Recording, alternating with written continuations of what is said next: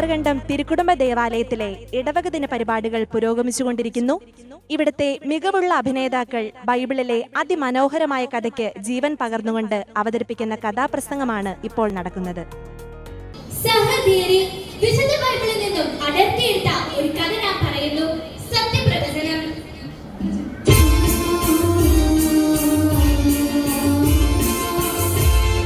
Israeli അതിമനോഹരമായ ഒരു കൊട്ടാരം.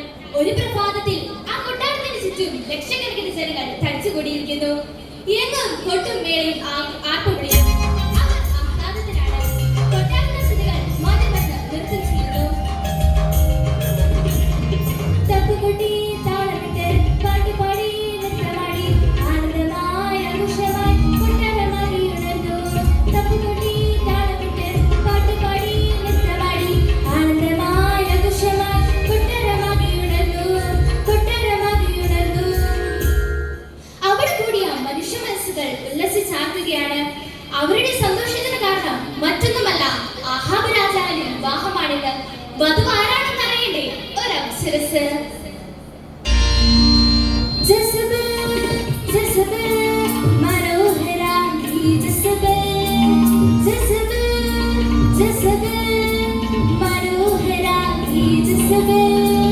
സ്വപ്നം നിറയും മിഴിയിണയും താമര വിടരും കവിളിണയും. സ്വപ്നം നിറയും മിഴിയിണയും താമര വിടരും കവിളിണയും. സീതോ രാജാവായ ഏക്വാലപുത്രിയാണ് അവൾ. ദാ വരഞ്ഞുപുത്തു കൊട്ടാരത്തിന് മട്ടുപാവിലെത്തിയിരിക്കുന്നു. ജനങ്ങൾക്ക് ദർശനം നൽകാം. ഇവരെ കണ്ട മാത്രമേ ഇസ്രായേൽ ജനത അനുഗ്രഹം ചൊരിഞ്ഞു.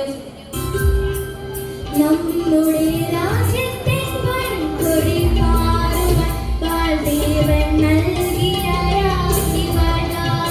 നാടിൻ അഭിമാന സംഘമായി മാറുക. ആ വിവാഹം എല്ലാവരും പ്രകടിപ്പിക്കപ്പെട്ടു. എന്നാൽ ഒരാൾ മാത്രം കോപം കൊണ്ടു. ഇസ്രായേൽ ദൈവമായ കർത്താവായിരുന്നു അത്. ആഹാബ് കർത്താവിനെ മറന്ന് ദുർദേവനായ ബാൽദേവനെ ആരാധിക്കുകയും ആ ദൈവം നൽകിയ ജസബേലിനെ വിവാഹം ചെയ്യുകയും ചെയ്തിരിക്കുന്നു. അതിനെതിരെ ദൈവം ശ്രദ്ധിച്ചു. ആഹാബ് കേട്ടില്ല. എങ്ങനെ കേൾക്കാൻ? ആഹാബിൻ ഹൃദയത്തിൽ തെളിയും ജസബേലിൻ പുഞ്ചിരികൾ.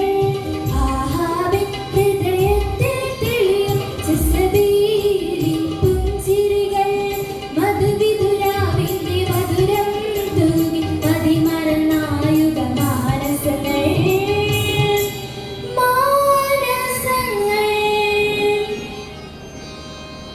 ആഹാബിന് ജസബേൽ ജീവനായിരുന്നു. ആരെല്ലാം എന്തെല്ലാം പറഞ്ഞുകൊള്ളട്ടെ, ജസബേൽ പറയുന്നതിൽ കടികട വ്യതിചലിക്കാൻ ആഹാബ് തയ്യാറായിരുന്നില്ല. നാളുകൾ കഴിഞ്ഞപ്പോൾ അവൾ ആഹാബിന്റെ ചെവി മന്ത്രിച്ചു. ആഹാബ്, ഞാനൊരു കാര്യം പറയട്ടെ? പറയൂ, കേൾക്കട്ടെ. പൂജാഗിരി വേണം, എനിക്കൊരു പൂജാഗിരി വേണം. പ്രാർത്ഥനയ്ക്കായി ഞാൻ മനസ്സിൽ സൂക്ഷിച്ച ബാൽദേവനായൊരു പൂജാഗിരി. ബാൽദേവനായൊരു പൂജാഗിരി. പിന്നെ ഒട്ടും വൈകിയില്ല. ആഹാബ് തന്റെ ഭാര്യയുടെ ഇംഗിതത്തിന് വഴങ്ങി ബാൽദേവന് വേണ്ടി പൂജാഗിരി പണിതു. ബലിപീഠം സ്ഥാപിച്ചു. ആ ദുർദേവനെ അവർ ആരാധിച്ചു. പിന്നെയുമല്ല, ഇസ്രായേലിൽ സത്യവും നീതിയും ധർമ്മവും പ്രചരിപ്പിക്കുന്ന ദൈവത്തിന്റെ പ്രവാചകന്മാരെ നിഷ്കലങ്കം കൊന്നൊടുക്കി. ദുഷ്ടനാം ആഹാബിന്റെ ഭരണം സഹിക്കാതെ കർത്താവിൻ ദൂതുമായി എത്തി ഒരു നാൾദൂതൻ. മട്ടുപാവിലെ പട്ടുമത്തി ആ രാജാവ് അർദ്ധമൈകത്തിൽ അമർന്ന സമയത്ത് പെട്ടെന്നൊരു വിളി കേട്ടു. ആഹാബ്! ജ്വലിക്കുന്ന കണ്ണുകളുമായി ഒരാൾ മുന്നിൽ നിൽക്കുന്നു. ഏലിയാ പ്രവാചകൻ. ആഹാബ്, നീ ചെയ്യുന്ന ക്രൂരതയ്ക്ക് കാണിക്കില്ല. അതുകൊണ്ട് ഞാൻ പറയുന്നത് വരെ ഇസ്രായേലിൽ മഴ പെയ്യുകയില്ല. ഇത് ദൈവത്തിന്റെ അരുൾപ്പാടാണ്. പ്രവാചകൻ അപ്രത്യക്ഷമായി. നാളുകൾ കഴിഞ്ഞപ്പോൾ ഇസ്രായേലിൽ മഴ നിന്നു. കൃഷി നശിച്ചു. മനുഷ്യരും മൃഗങ്ങളും സത്തൊടുങ്ങി. ദാഹജലത്തിനു വേണ്ടി ജനങ്ങൾ പരക്കം പാഞ്ഞു. അവരുടെ ആ സമയത്ത് ആ ദുരിതവിനെ സഹായിക്കാൻ കഴിഞ്ഞില്ല. ജനം രാജാവിനെതിരെ മുറവിളി കൂട്ടി, രാജാവ് കുടിനീർ നൽകുക, രാജാവ് കുടിനീർ നൽകുക. സഹോദരരെ, ഇസ്രായേലിൽ മഴ പെയ്തിട്ട് 3 വർഷം കഴിഞ്ഞിരിക്കുന്നു. വെള്ളമില്ലാതെ ആർക്ക് ജീവിക്കാൻ കഴിയും? രാജാവ് രാജ്ഞി തലപൊക്കി ആലോചിച്ചു. ഒബാദിയ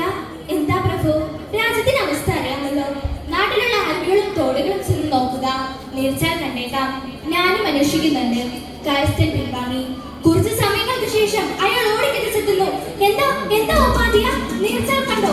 ഇല്ല, നീർച്ചാൽ കണ്ടില്ല. ആ പ്രവാചകനുണ്ടോ? ഇവിടെ എവിടെയാ? വേഗം കൊണ്ടുവരൂ. രണ്ടുപേരും ചേർന്ന ആ പ്രവാചകനെ ആഹാര മുമ്പിൽ ഹാജരാക്കി. നിങ്ങളാണ് ഇസ്രായേലിനെ കഷ്ടപ്പെടുന്നത്, ഞാനല്ല. നീയും നിന്റെ കുടുംബവും. ഒരുവന്റെ തെറ്റുമതി ഒരാഴ്ച കൊണ്ട് നശിക്കാൻ. ആഹാ, നിന്റെ ദൈവമാണോ എന്റെ ബാധ്യതയാണോ ശക്തനെന്ന് നമുക്ക് പരീക്ഷിക്കാം. അത് ഇസ്രായേൽ ജനത്തിന് കാണിച്ചു കൊടുക്കണം. ആഹാവും ഏലിയ പ്രവാചകനും മത്സരത്തിനൊരുങ്ങി. അഗ്നി വർഷിച്ച് ബലിവസ്തു ദഹിപ്പിക്കുന്നത് ഏത് ദൈവമാണോ ആ ദൈവമാണ് യഥാർത്ഥ ദൈവം. ബാലപ്രവാചകർ ബലിപീഠം സ്ഥാപിച്ചു. അഗ്നി ഇറങ്ങി വന്നില്ല. അടുത്തത് ഏലിയ പ്രവാചകന്റെ ഊഴമാണ്. ഏലിയ മനമൊരുങ്ങി പ്രാർത്ഥിച്ചു. ആ പ്രാർത്ഥന തീർന്നയുടനെ അഗ്നിഗോളങ്ങൾ വർഷിച്ചു. ബലിപീഠവും ബലിവസ്തുക്കളും മാത്രമല്ല, ബലിപീഠം സ്ഥാപിച്ച കല്ലുകൾ വരെ കത്തിച്ചാമ്പലായി. ഇത് കണ്ട് ഇസ്രായേൽ ജനത പറഞ്ഞു, ഇസ്രായേലിന്റെ കർത്താവ് തന്നെ ദൈവം, ഇസ്രായേലിന്റെ കർത്താവ് തന്നെ ദൈവം. ആഹാബ് മനമൊരുങ്ങി വീണ്ടും പ്രാർത്ഥിച്ചു. സർവ്വചരാചര സൃഷ്ടാവേ, തെളിയിക്കൂ നിൻ ദൈവത്വം. മഴവെള്ളത്താൽ കുളിരണിയട്ടെ, മനസ്സും മണ്ണും നിറയട്ടെ. മഴവെള്ളത്താൽ കുളിരണിയട്ടെ, മനസ്സും മണ്ണും നിറയട്ടെ. ആ പ്രാർത്ഥന തീർന്ന ഉടനെ ആകാശം മേഘാവൃതമായി. മഴ തകർത്ത് പെയ്തു. മനുഷ്യ മനസ്സുകൾ കുളിരണിഞ്ഞു. എങ്ങും സന്തോഷം. എന്നാൽ ഒരാൾ മാത്രം പ്രതികാരദാഹിയായി. ജിസബേൽ ബാലപ്രവാചകന്മാരെ വധിച്ച വിവരമറിഞ്ഞ് അവൾ പൊട്ടിത്തെറിച്ചു. ഏലിയ, നാളത്തെ സൂര്യാസ്തമയം നീ കാണുകയില്ല. അത് പ്രകാരം ഏലിയ പിടികൂടാൻ പട്ടാളം രാജ്യത്തിന്റെ 4 പാടും പാഞ്ഞു. പക്ഷെ ആ പ്രവാചകനെ കിട്ടിയില്ല. ഒരു ദിവസം ജിസബേൽ മുറിയിൽ കടന്നു വരുമ്പോൾ ദുഃഖിതനായി കിടക്കുന്ന ഭർത്താവ്. ആഹാബ്, എന്ത് പറ്റി? എന്താ മുഖം വല്ലാതെ ഇരിക്കുന്നേ? എന്താണെങ്കിലും എന്നോട് പറയൂ. ജിസബേൽ, അയൽപക്കത്തെ ആ മുന്തിരിത്തോപ്പ് കണ്ടു. അതെനിക്ക് വേണം. അതാ നാബോത്തിന്റേതാണ്. പണം എത്ര തരാമെന്ന് പറഞ്ഞിട്ടും അയാൾ സമ്മതിക്കില്ല. ഇതാണോ കാര്യം? അങ്ങ് സമാധാനമായിരിക്കും. നാബോത്തിൻ മുന്തിരിത്തോപ്പു ഞാൻ നേടിടും. കേഴല്ലേ കേഴല്ലേ തോപ്പിനായി. ഈശ്വരൻ മന്നനെ ധിക്കരിച്ചിടുകയും നാശത്തിൻ വീതിയിൽ ഏകരെങ്ങും. നാബോത്തിനെ കൊല്ലാൻ ജിസബേൽ കരക്കൽ നീക്കി. അത് പ്രകാരം ദൈവദൂഷകനും രാജദ്രോഹിയുമായി അയാൾ മുദ്രകുത്തപ്പെട്ടു. ജനം നാബോത്തിനെ കല്ലെറിഞ്ഞു. കൊല്ലവനെ, രാജദ്രോഹി, ദൈവദൂഷകൻ. എന്നെ കൊല്ലരുതേ, എന്നെ കൊല്ലരുതേ, ഞാൻ നിരപരാധിയാണ്. നിരപരാധിയായ നാബോത്തിനെ കടിച്ച് ദൈവസന്നിധിയിലെത്തി. ഇത് കണ്ട് നാബോത്ത് കടിച്ച വിവരമറിഞ്ഞ് മുന്തിരിത്തോപ്പ് കൈക്കലാക്കാൻ വന്ന ആഹാബിന്റെ പത്നിയുടെ മാർഗമത്തി ഏലിയ പ്രവാചകൻ പ്രത്യക്ഷപ്പെട്ടു. ആഹാബ്, നീ നീചനാണ്, ഒരു നിരപരാധിയെ കൊന്നവൻ. നാബോത്തിന്റെ രക്തം വീണ അതേ മണ്ണ് വെച്ച് തന്നെ നിന്റെ രക്തവും വീഴും. അത് നായ്ക്കൾ കുടിക്കാൻ ഓടിയെത്തും. ജെസബേൽ, ഈ നാടിന്റെ അതിർത്തി വെച്ച് തന്നെ നിന്റെ ശവം കാട്ടുനായ്ക്കൾ കടിച്ചു കയറി നശിപ്പിക്കും. ആഹാബ് സ്തംഭിച്ചു നിന്നു. ഏലിയ പ്രവാചകൻ ശക്തനാണ്. കർത്താവാണ് അവന്റെ ശക്തി. വർഷം കഴിഞ്ഞപ്പോൾ സിറിയക്കാർ വീണ്ടും യുദ്ധത്തിനൊരുങ്ങി.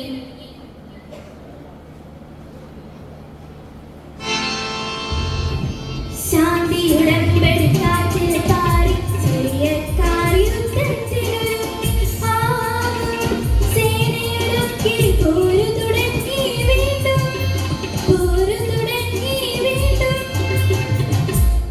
ആഹാബ് തന്റെ സൈന്യത്തെ ഒരുക്കി കഴിഞ്ഞു. അയാൾ വേഷപ്രചന്നനായി യുദ്ധഭൂമിയിലേക്ക് ഇറങ്ങി. പെട്ടെന്ന് യുദ്ധം ചെയ്യുന്നതിനിടെ ആഹാബിന്റെ പടച്ചട്ടിക്കും കവചട്ടിക്കും ഇടയിൽ ഒരു അമ്പ് കുത്തിക്കയറി. ആ മാറിൽ നിന്ന് രക്തം ധാരധാര ഒഴുകി. നാബോത്തിന്റെ രക്തം വീണ അതേ മണ്ണിൽ തന്നെ ആവിന്റെ രക്തവും ചിതറി വീണു. അത് കുടിക്കാൻ നായ്ക്കൾ ഓടിയെത്തി. നേരം സന്ധ്യയായി. ആഹാബ് മരിച്ച വിവരമറിഞ്ഞ ജെസബേൽ ആ മൃതദേഹത്തിന് അടുത്തേക്ക് ഓടി. അങ്ങനെ തനിച്ചാക്കി പോകുകയാണോ? അവൾ ഒരു ഭ്രാന്തി പോലെ ഇരുട്ടിലേക്ക് ഓടി. നാളുകൾ കഴിഞ്ഞപ്പോൾ ഇസ്രായേൽ ജനത ദാരുണമായ ഒരു കാഴ്ച കണ്ടു. സുന്ദരിയായ ജെസബേലിന്റെ ശരീരഭാഗങ്ങൾ കാട്ടുനായ്ക്കൾ കടിച്ചു കയറിയിരിക്കുന്നു. ദൈവത്തെ മറന്ന് ദുർദൈവങ്ങളെ പൂജിച്ച് ആരാധിക്കുകയും സത്യവും ധർമ്മവും നീതിയും മറന്ന് ചെയ്തുകൂട്ടിയ അക്രമത്തിനും അഹങ്കാരത്തിനും അവർക്ക് തിരിച്ചടി കിട്ടിയിരിക്കുന്നു. ദൈവവിധി പോലെ ആ പ്രവചനം സത്യമായി. ദൈവത്തെ മറന്നുള്ള മനുഷ്യന്റെ യാത്ര ലോകത്താകമാൻ തുടരുന്നു. അഹങ്കാരത്തിലും ആഡംബരത്തിലും സുഖലോലുകളിലും മുഴുകിയാണ് അവന്റെ യാത്ര. അവിടെ സത്യം മറക്കുന്നു, ധർമ്മം കേഴുന്നു, നീതി പിടിയുന്നു. എന്നാൽ ഓർക്കുക, എത്ര കാലം കഴിഞ്ഞാലും മരണയ്ക്ക് പുനർജനിക്കുന്ന ഒന്ന് മാത്രമാണ് സത്യം. അന്യന്റെ അവകാശം കവരുന്നതിലോ സ്വാതന്ത്ര്യം ഹരിക്കുന്നതിലോ അല്ല ജീവിതത്തിന്റെ അർത്ഥപൂർണ്ണത. അത് ദൈവത്തെ തേടുന്ന നേരുള്ള ഹൃദയത്തിന്റെ സഞ്ചാരമാണ്. അതാണ് കാവ്യത്തിന് കാവ്യനിധി. അവിടെ കഥന സമർപ്പിക്കുന്നു. നന്ദി, നമസ്കാരം.